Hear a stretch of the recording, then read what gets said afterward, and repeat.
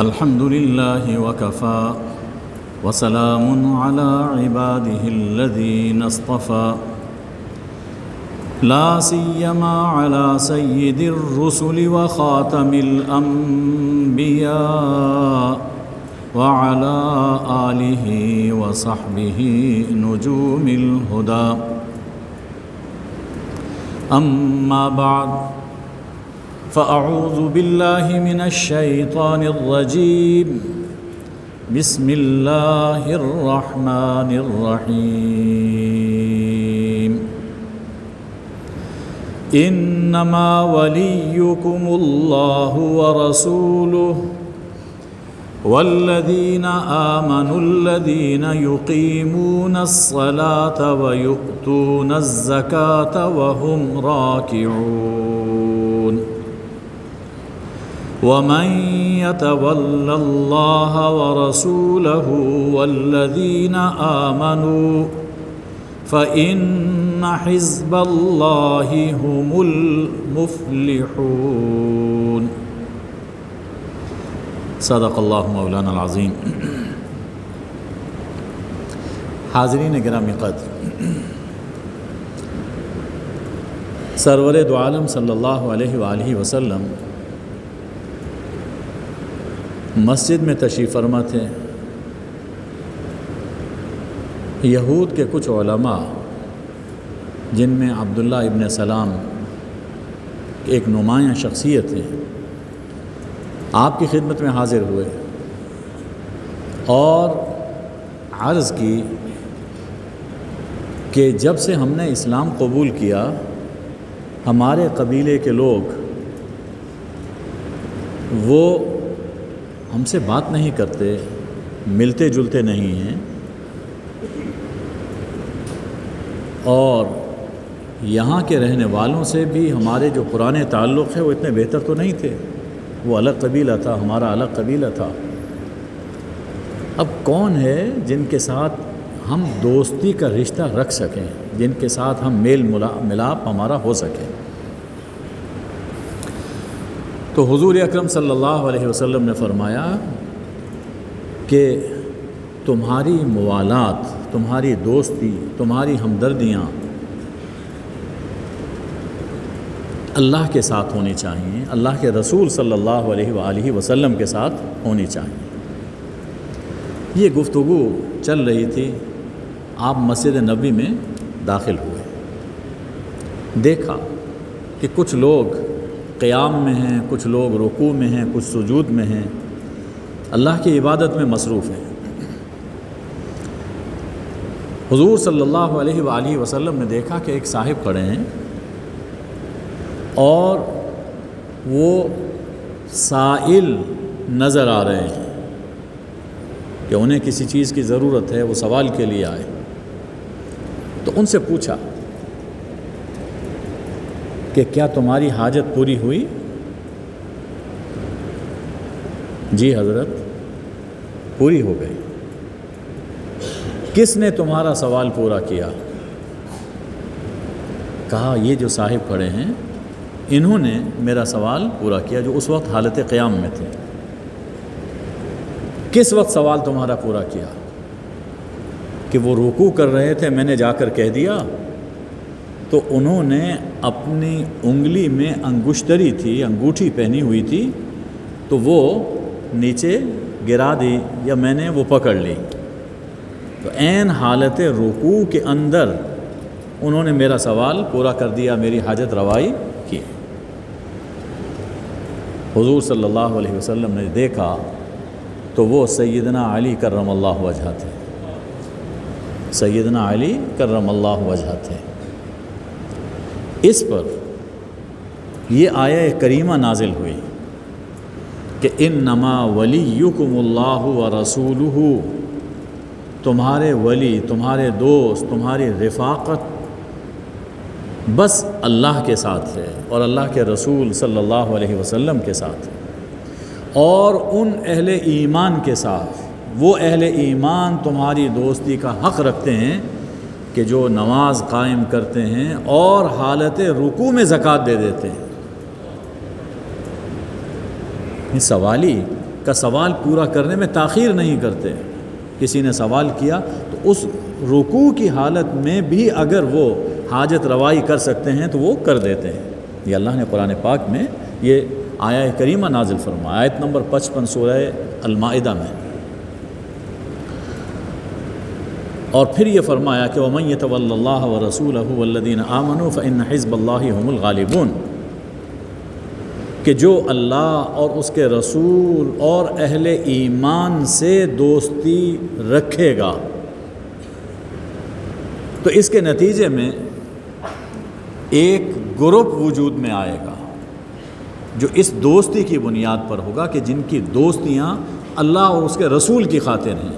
تو ایک گروپ بن جائے گا، ایک جماعت بن جائے گی جو اللہ کی جماعت ہوگی، اللہ کا حزب ہوگا.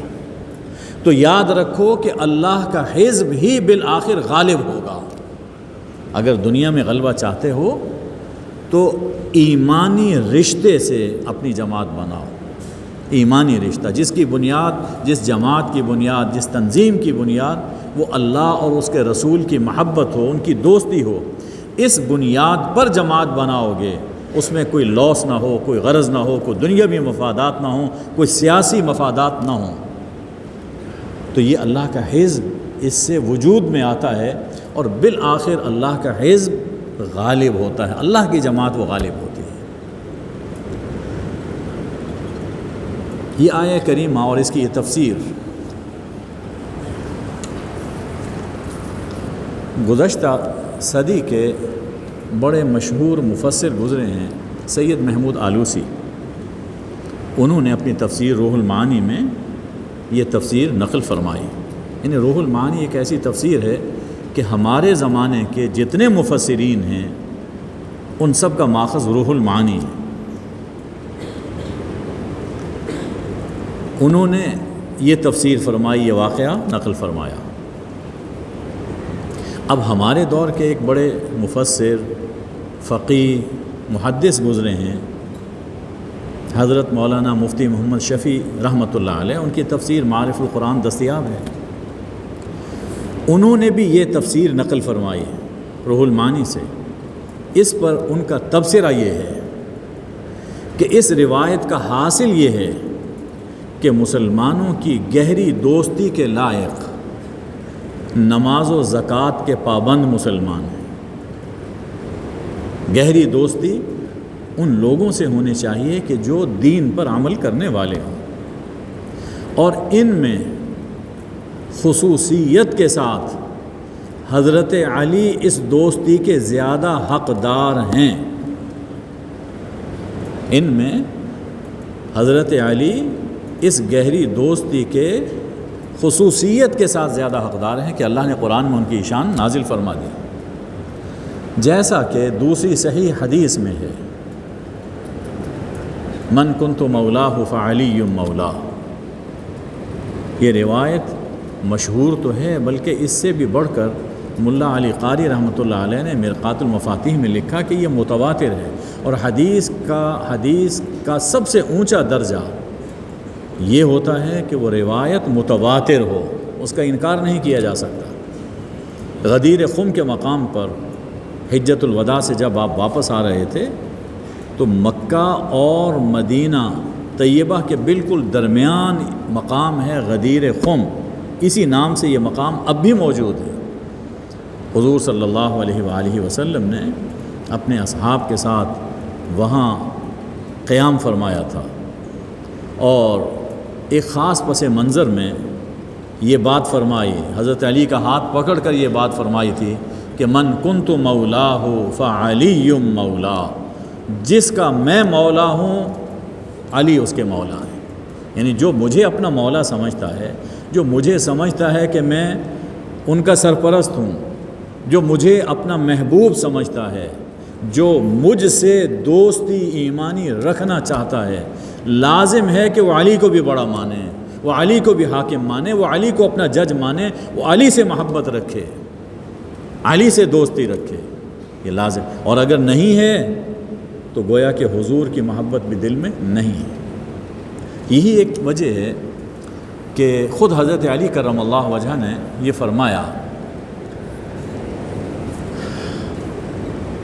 اور یہ روایت ہے زر ابن حبیش سے، صحیح مسلم میں یہ روایت وارد ہوئی ہے۔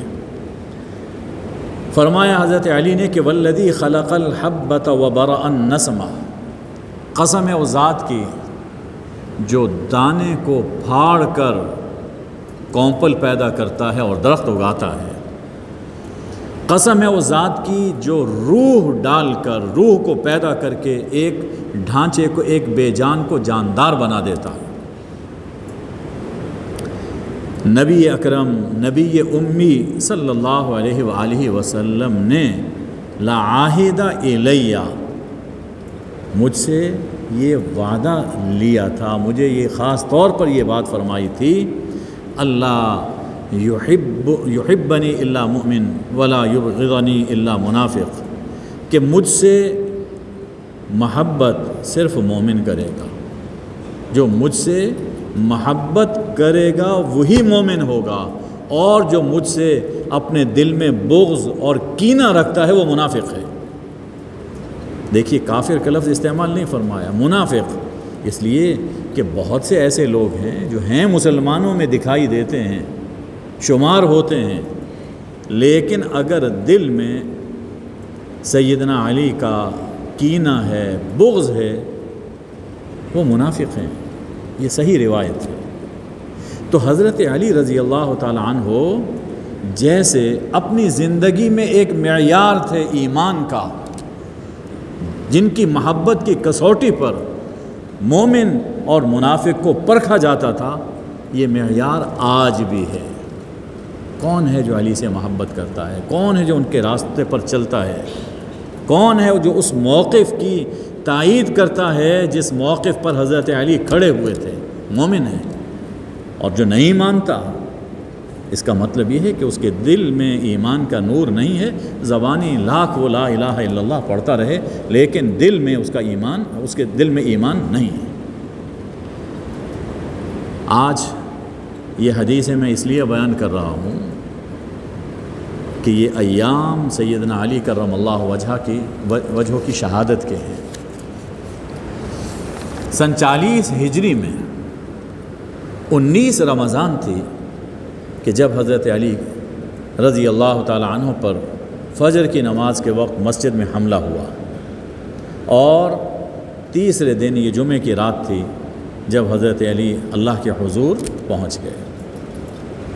ہمارے موجودہ حالات اور امت کی مجموعی کیفیت اس وقت تقریباً انہی حالات سے دوچار ہے جن حالات سے حضرت علی کی خلافت میں گزری تھی۔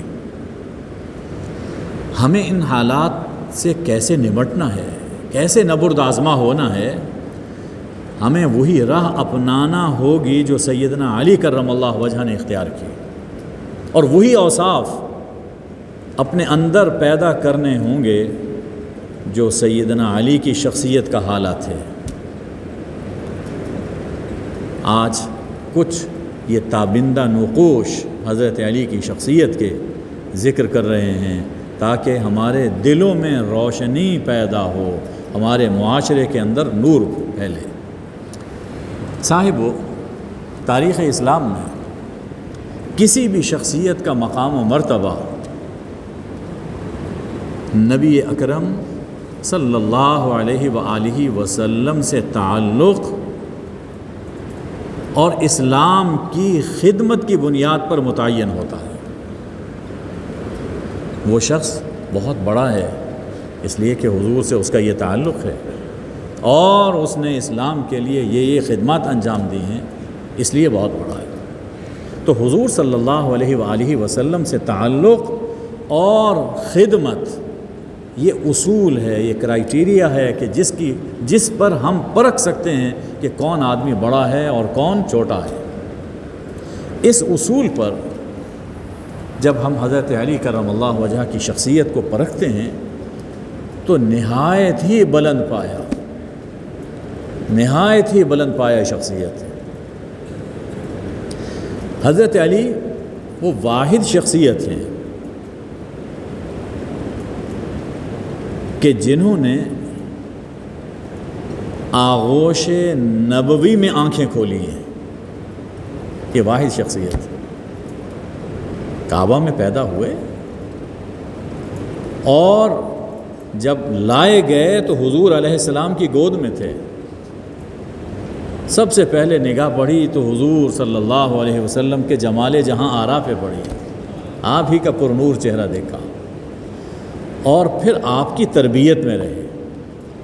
آپ نے اپنے چچا جناب ابی طالب سے مانگ لیا تھا کہ علی مجھے دے دیں. 5 سال کی عمر تھی تو آپ کے گھر میں رہے. یہ لوگ جو کہتے ہیں، یہ ہمارے پاکستان میں بھی کوئی اس طرح کی باتیں ہوئی ہیں کہ کسی مرحلے پر مدینہ طیبہ میں پہنچ کر انہوں نے شراب پی لی تھی کسی خاص واقعے میں شراب. یہ جھوٹ ہے، یہ جھوٹ ہے.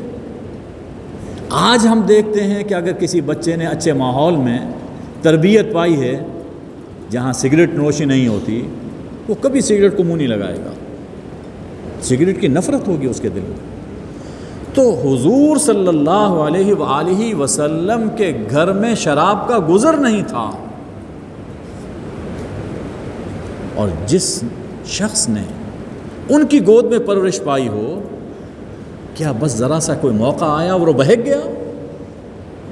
یہ بات خلاف عقل ہے. جو یہ بات کہتے ہیں اصل میں ان کی عقل میں فطور ہے، ان کی عقل میں فطور ہے. یہ جھوٹ ہے. حضرت علی کا دہن کبھی شراب سے آلودہ نہیں ہوا. اور جب اسلام قبول کیا ہے 10 سال کی عمر تھی، 10 سال کی عمر جب انہوں نے اسلام قبول کر لیا. اور اگر یہ دیکھا جائے تو حضرت علی کا ایمان میثاقی ایمان ہے. اللہ تعالیٰ نے سب روحوں سے عالم ارواح میں ایمان لیا تھا. الست بربکم، کیا میں تمہارا رب نہیں ہوں؟ اس وقت تو سب نے اقرار کیا تھا، بلا کیوں نہیں، آپ ہی ہمارے رب ہیں. تو یہ جو میثاق ہوا تھا عالم ارواح میں، اس دنیا میں آنے کے بعد کوئی اس میثاق پر قائم رہا، کوئی اس کو بھول گیا اور دوسری راہ پہ چل نکلا. حضرت علی کرم اللہ وجہہ وہ شخصیت ہیں کہ جو میثاق ایمان کا انہوں نے عالم ارواح میں کیا تھا، پیدا ہونے کے بعد ایک لمحہ کفر کا ان کی زندگی میں نہیں آیا. اسی ایمان، وہی میثاق ایمان حضرت علی کا ہے.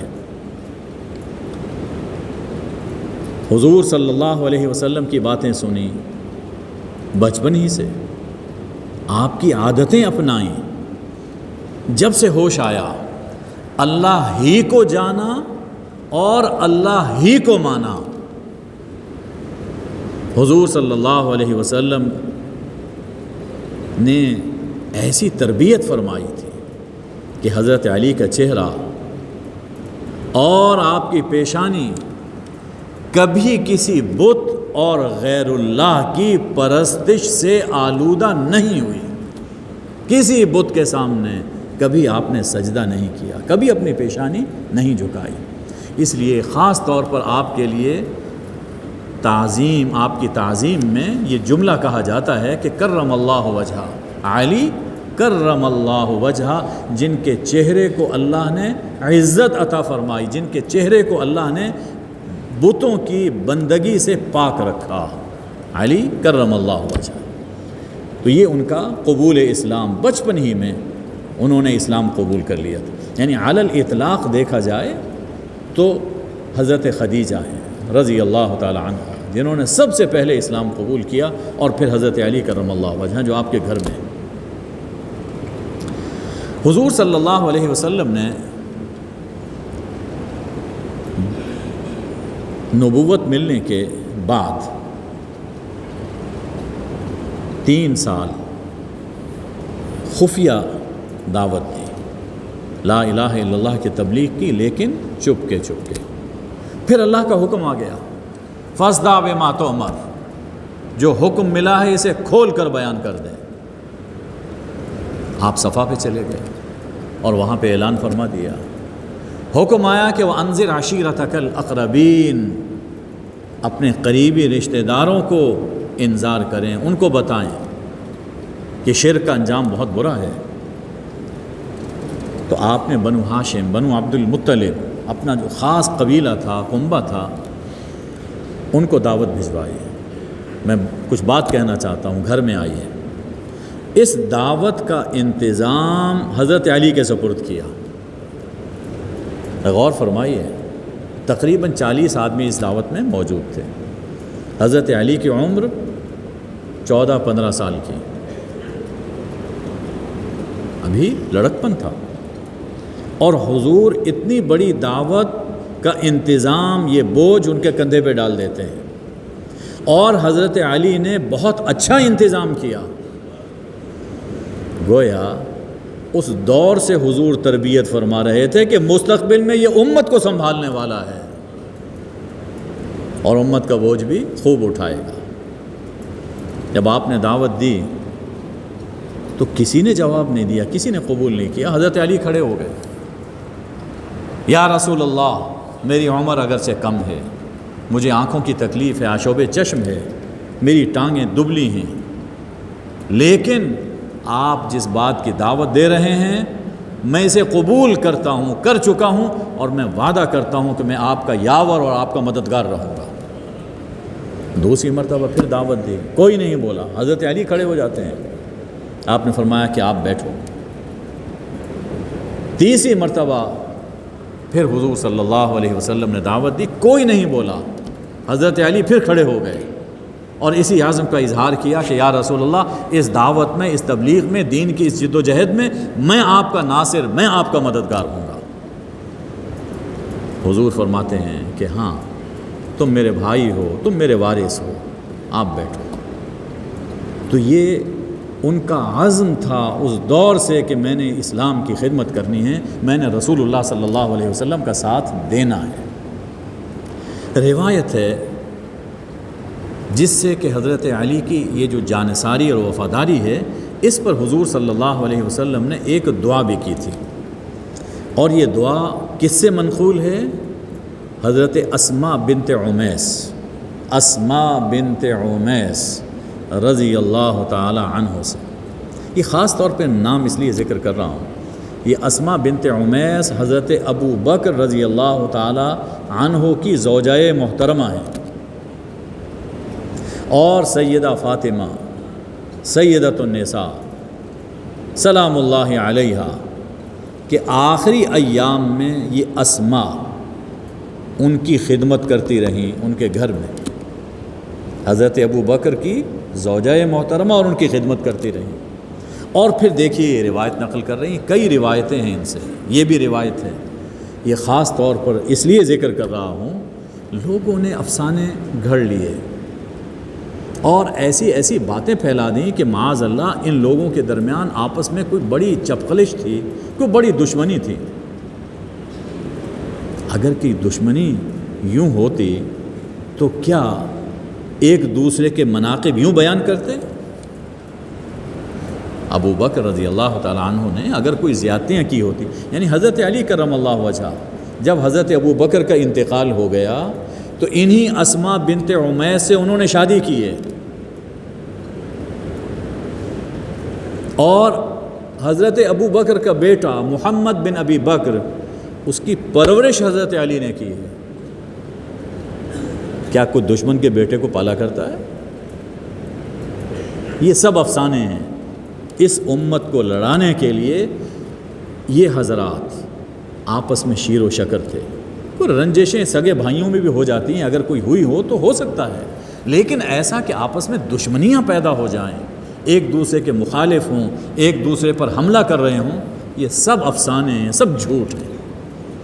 تو حضرت اسماء بنت عمیس روایت کرتی ہیں کہ میں نے رسول اللہ صلی اللہ علیہ وسلم کو یہ دعا کرتے ہوئے سنا، اللہم انی اقول کما قال اخی موسیٰ، میں تجھ سے وہی دعا کرتا ہوں جو میرے بھائی موسیٰ نے دعا کی تھی۔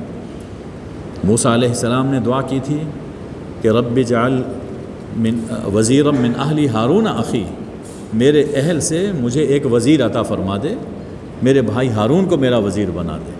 تو میں بھی وہی دعا کرتا ہوں اور عرض کرتا ہوں اللہم اجعل لی وزیرا من اہلی علی اخی، اے اللہ میرے اہل میں، میرے اہل بیت میں مجھے علی میرے بھائی کو میرا وزیر بنا دے۔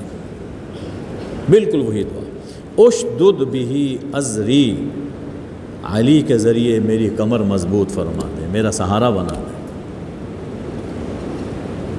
تو حضور صلی اللہ علیہ وسلم کی دعا ان کو نصیب ہوئی۔ پھر سن 2 ہجری میں شرف دامادی وہ نصیب ہوا۔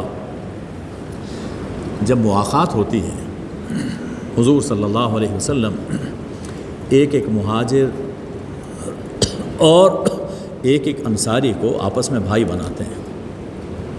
حضرت علی رہ گئے، یا رسول اللہ میں کس کا بھائی بنوں گا؟ فرمایا کہ علی انت اخی فی الدنیا والآخرہ، تو دنیا اور آخرت میں میرا بھائی ہے، تجھے کسی اور طرف جانے کی کیا ضرورت، تو میرا بھائی ہے۔ حضرت علی کے مناقب بے شمار مناقب، بے شمار۔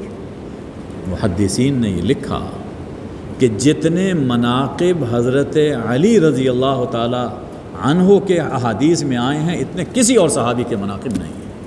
یہ محدثین نے صراحتاً یہ بات لکھی ہے۔ ان میں ایک فضیلت کا بس ذکر کر رہا ہوں۔ یہ واقعہ حضرت علی رضی اللہ تعالی عنہ کی شہادت کے بعد کا ہے۔ ظاہر ہے اس دور میں مخالفت ہوئی، آخر جنگیں ہو گئیں، مخالفت تھی، کچھ لوگ اس گروپ میں تھے، کچھ لوگ دوسرے گروپ میں تھے۔ تو جو مخالف گروپ میں تھا وہ ایک شخص کا واقعہ قیس ابن ابی حازم بیان کرتے ہیں، اور یہ روایت مستدرک میں موجود ہے۔ حاکم نیشاپوری کی مستدرک میں یہ روایت موجود ہے، اور انہوں نے کہا ہے کہ شیخین نے یعنی بخاری اور مسلم نے جن شرائط پر حدیث لی ہیں انہی شرائط کے مطابق یہ حدیث صحیح ہے، یہ واقعہ صحیح ہے۔ تو قیس ابن ابی حازم کہتے ہیں کہ میں مدینہ طیبہ میں تھا، بازار سے میں گزر رہا تھا، میں نے دیکھا احجار الزیت ایک مقام ہے، وہاں دیکھا کہ لوگ اکٹھے ہیں، اور ان میں ایک سوار ہے، سواری پر بیٹھا ہوا ہے، اور وہ حضرت علی ابن ابی طالب کو برا بھلا کہہ رہا ہے۔ یہ سیاست بڑی عجیب چیز ہے۔ جب اس میں مخالفت ہوتی ہے تو انسان اندھے ہو جاتے ہیں، گالی گلوچ، کردار کشی۔ اگر یہ بات سمجھنا ہو تو آج کے حالات کو دیکھ لیجیے، لوگ اس کے ارد گرد کھڑے ہیں۔ اچانک سعد بن ابی وقاص رضی اللہ تعالیٰ عنہ تشریف لائے۔ سعد بن ابی وقاص حضور صلی اللہ علیہ وسلم کے صحابی ہیں، 10 مبشرہ میں شامل ہیں۔ ان کے لیے حضور نے احد میں فرمایا تھا کہ سعد تیر پھینکو تجھ پر میرے ماں باپ قربان۔ کسی کے لیے حضور نے یہ جملہ نہیں کہا جو سعد کے لیے کہا کہ تجھ پر میرے ماں باپ قربان۔ سعد بن ابی وقاص آئے، پوچھا یہ کیا ہے؟ تو لوگوں نے بتایا کہ یہ آدمی ہے جو حضرت علی کو برا کہہ رہا ہے۔ حضرت سعد آگے ہوئے، لوگوں نے ان کے لیے جگہ بنائی۔ تو اس شخص کے پاس گئے، فرمایا کہ تم کس وجہ سے علی کو برا کہتے ہو؟ کیا علی سب سے پہلے اسلام نہیں لائے تھے؟ کیا علی وہ نہیں ہیں جنہوں نے سب سے پہلے رسول اللہ صلی اللہ علیہ وسلم کے ساتھ نماز پڑھی ہے؟ کیا علی سب لوگوں سے بڑھ کر زاہد نہیں تھے؟ کیا علی سب لوگوں سے بڑے عالم نہیں تھے؟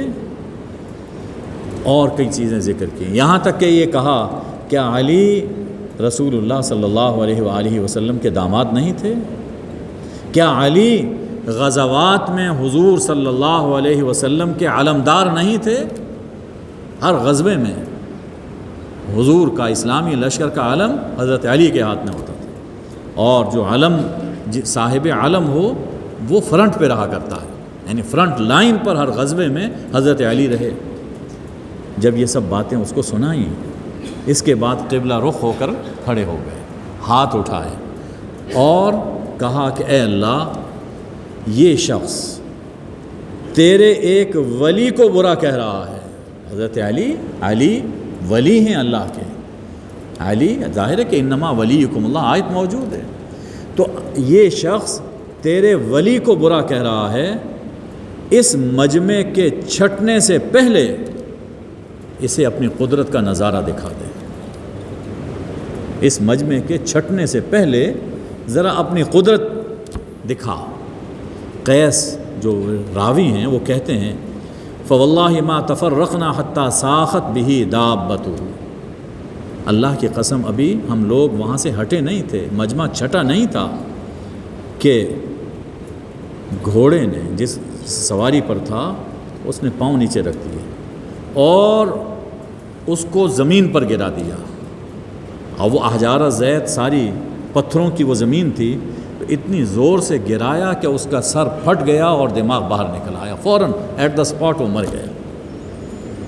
یہ ہے علی سے نفرت, علی سے بغض کا انجام. دنیا میں جو آخرت کی سزا ہے وہ کتنی بڑی ہوگی اس کا تو ہم اندازہ نہیں کر سکتے. یہ جو ایام شہادت ہیں, حضرت علی کرم اللہ وجہہ نے بستر شہادت پر ایک وصیت فرمائی تھی. رمضان کے حوالے سے میں جناب کی ایک وصیت ذکر کر دیتا ہوں جس پر کہ ہم عمل کر سکتے ہیں. ایک تو یہ ہے ان کی زندگی میں کہ انتہا پسندی, چونکہ یہ فتنہ تھا انتہا پسندی کا. جس نے حضرت علی کو شہید کیا وہ کمبخت, وہ انتہا پسند تھا. ایک بات اس حوالے سے بھی سن لیجئے. حضرت نبی اکرم صلی اللہ علیہ وسلم نے فرمایا کہ پہلی امتوں میں سب سے بدبخت انسان وہ تھا کہ جس نے اللہ کی ناقہ, اللہ کی اونٹنی کو شہید کیا تھا. حضرت صالح علیہ السلام کے دور میں جو اللہ کی ایک اونٹنی پہاڑ سے آئی تھی, تو جس شخص نے اس اونٹنی کو زخمی کیا اور شہید کیا, پہلی امتوں کا سب سے بدبخت انسان وہ تھا. اور علی اس امت کا سب سے بدبخت انسان وہ ہوگا جو تیری داڑھی کو خون سے رنگین کرے گا. تو یہ عبد الرحمن ابن ملجم, یہ خارجی, یہ فتنہ, انتہا پسند, یہ ایکسٹریمسٹ لوگ تھے یہ. تو حضرت علی کی اس زندگی اور شہادت سے ایک تو سبق ہمیں یہ ملتا ہے کہ ہمیں انتہا پسندی سے بچنا ہے. انتہا پسندی خواہ مذہبی عنوان سے ہو, دین کے حوالے سے ہو, اور خواہ انتہا پسندی سیاست کے حوالے سے ہو. کسی چیز میں انتہا پسندی یہ اسلام کی تعلیم نہیں ہے, اور اسی سے فتنے جنم لیتے ہیں. فتنے, اسی سے فساد برپا ہوتا ہے, اسی سے امت قوم بٹتی ہے, اسی سے ملک تباہ ہوتے ہیں. یہ ہماری تاریخ اس بات کی گواہی دے رہی. ایک تو یہ سبق ہے. دوسرا, اپنے بستر شہادت پر حضرت علی کرم اللہ وجہہ نے جو وصیتیں فرمائیں اپنے بیٹے امام حسن اور حسین کو, ان کے وصایا موجود ہیں, ناج البلاغہ میں دیکھ لیجئے تو اسی کتابوں میں موجود ہیں. تو ایک وصیت یہ تھی حضرت علی کی, اللہ فی القرآن, قرآن کے بارے میں اللہ سے ڈرتے رہنا, قرآن کے بارے میں اللہ سے ڈرتے رہنا. فلا یسبقکم الی العمل بہ احد غیرکم. دیکھو ایسا نہ ہو کہ اغیار اس پر عمل کرنے میں تم سے سبقت لے جائیں. قرآن تمہارے اندر نازل ہوا, قرآن ہماری امت کے لیے ہے, اس میں نازل ہوا ہے. تو ایسا نہ ہو کہ جو اغیار ہیں, میں اس کا عمومی مفہوم بیان کر رہا ہوں, جو غیر قومیں ہیں وہ قرآن سے اصول اخذ کر کے اپنی زندگیاں, اپنے ملک سنوار لیں, اور تم لوگ قرآن کو چھوڑ کر پستیوں میں گر جاؤ.